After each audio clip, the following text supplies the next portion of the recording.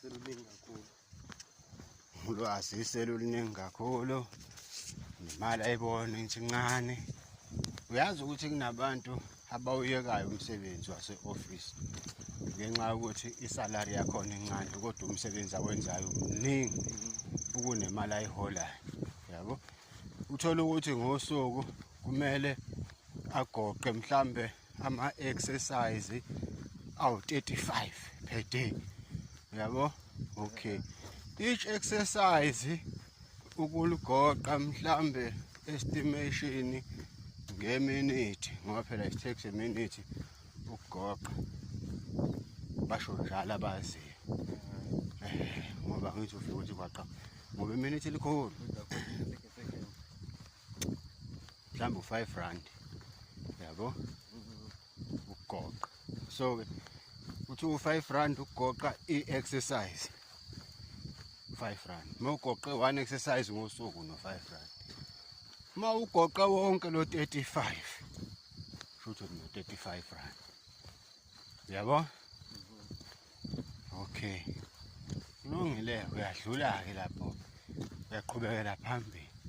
Ukhona osebenza enkwentreyeni, uxova usimende nodaka namatshe nenhlabathi namanzi, kuhlanganise ndawonye kuphuma ukhongolo, kuphuma udaka, yabo, iplastic. Yabo lento, yonke lento leyo idla egazini, idla emqondweni, strategy, yabo. So-ke nawe uyasho ukuthi ngino-matric,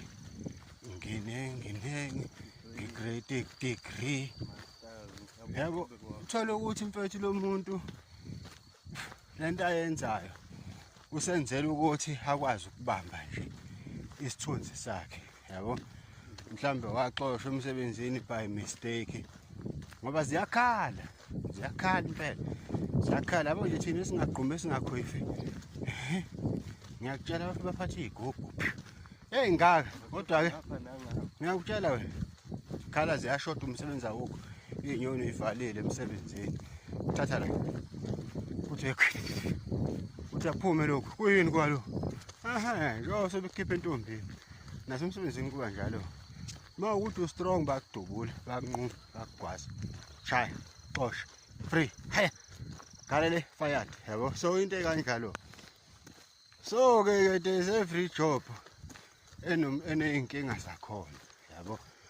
Uthola ukuthi-ke naye kwaxoshwa-ke ngalezo zimo ey'kanjalo, ekulezi zimo esengiy'balile, esisodwa sazo, mhlambe wantshontsha, mhlambe kwaba yinto zabantu.